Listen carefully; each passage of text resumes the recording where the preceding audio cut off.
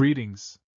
Today we will learn how to pause playback in VLC Media Player when the screen is locked, minimized, or the focus is lost. Run VLC Player.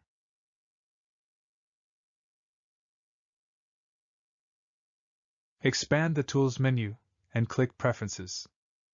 On the Interface tab, go to the Look and Feel section. Mark the checkbox Pause playback when minimized. Save the preferences. Now, upon minimizing the VLC player, the playback will be paused.